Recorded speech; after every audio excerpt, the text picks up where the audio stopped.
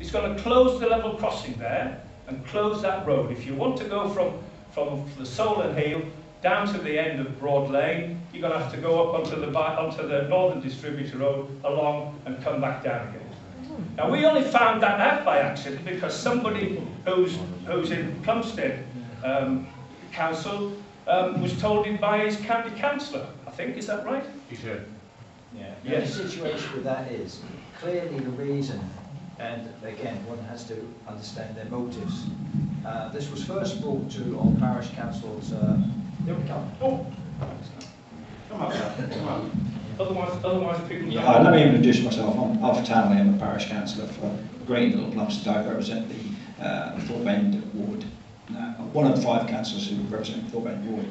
This situation here at the major junction at the end of Plumstead Road, this was first brought up about 2 or 3 months ago by a couple of residents actually who live in 2 quite large houses there, and they came forward just quite quietly and said, would you consider please closing this Broad Lane off at this junction?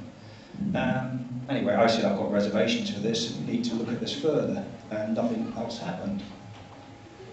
Next thing that occurred, well, last month's meeting, the Norfolk County Councillor, Ian Mackey, arrived.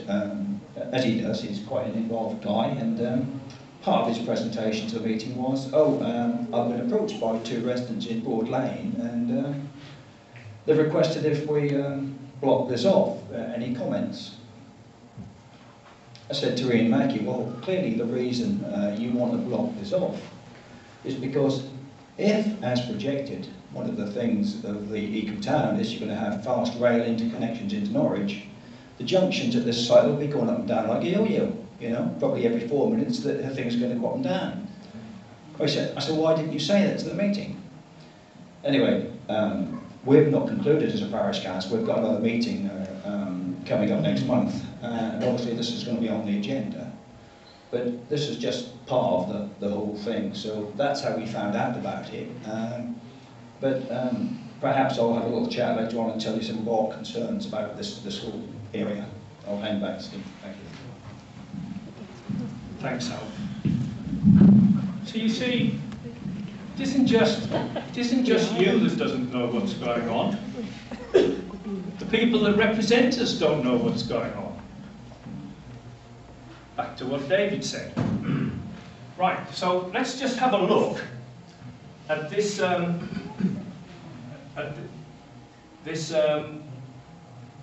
last junction, which is up on Wroxham Road. It runs right the way through onto Wroxham Road, comes down. Here's St Edmunds Stracy Road. Here's the new development. There's the Rackheath Industrial Estate up there, and then there's a roundabout up on Wroxham Road. So just looking at those maps gives us an idea, but what gives us a better idea, now I know why we didn't get that right, because this is the picture of the Posse Cup. I'm sorry, we've been trying to put this together quickly for you because we wanted to give as good a picture, as clear a picture as we could. But look at it, roundabouts, overpasses, roundabouts. The NDR actually starts here on the far side by the park and ride with the roundabout goes. There's a whole lot of signals there then because there's 1, 2, 3, 4. There's an extra road goes in there. So this is all going to serve this Broadland Business Park, and the council have got, which they had a meeting about and people weren't allowed to go to because they were discussing business matters, about Broadland Gate, which is going to be a big commercial development that's going to go up down there. But what does it do actually? It actually drags Aviva there. They've taken people out of offices in the centre of Norwich and they've brought them out to Broadland. And okay, it's a nicer place to work, but it's pulling the heart. Oh, somebody at the back's giving the no. Well, staff who work there, sorry, just to jump in. I'm moving into offices where they don't have fixed desks. They walk in the morning, wherever they can sit down, they sit down. Hot desking. That's the sort of system Aviva have set up. Yeah. All right. So not everybody's happy about Aviva.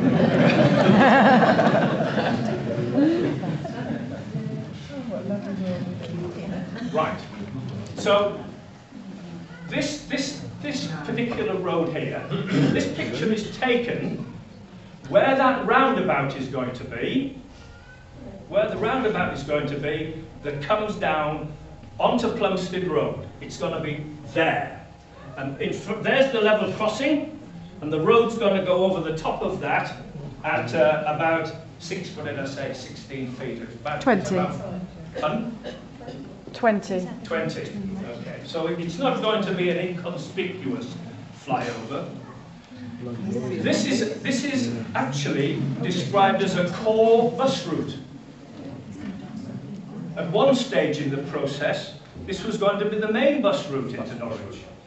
But it's now been changed. The rapid buses are all going to run along Salhouse Road instead. And this is Salhouse Road, and that's where the roundabout's going to be.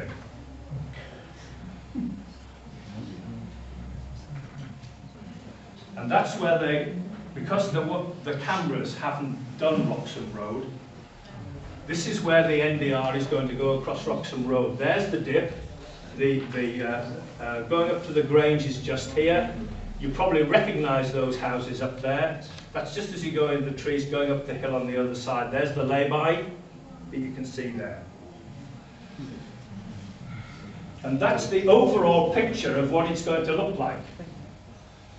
And I'm going to digress a second, because when I took this picture from Google, I noticed something that you might be able to see yourselves. This is where there used to be the pit for the tip for dangerous waste. Look at the state of those trees, all the way down, away from the tip and down towards the watercourse. They've all been damaged by the leaching of whatever's in there.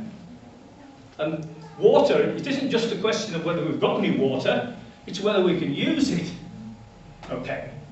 So is everybody, I hope everybody's happy with that. I'll move on from there because there are a few things that I need to be able to just do quickly.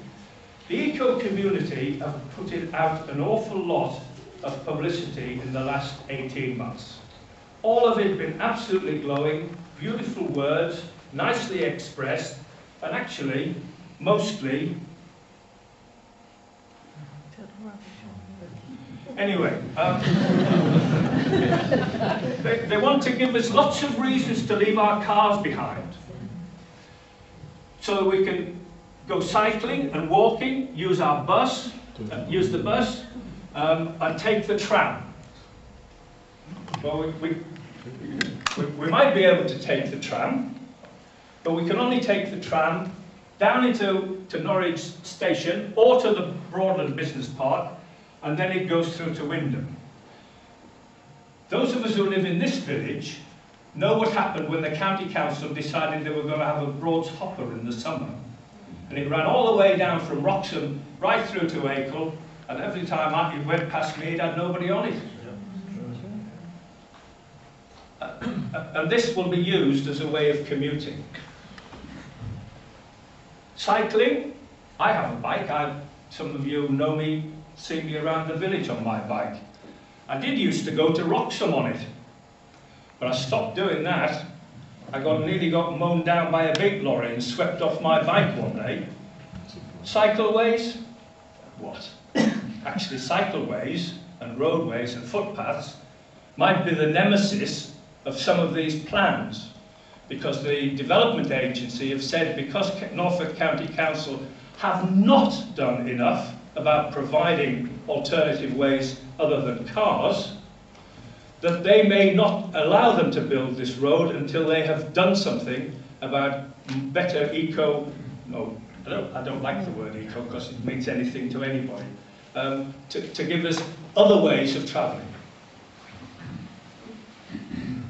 So I'm going to finish there, because what Stuart's going to do, he's been involved in this much longer than I have, is going to talk about the eco-town and the evolution of it. All I can say is that I thank you for your attention.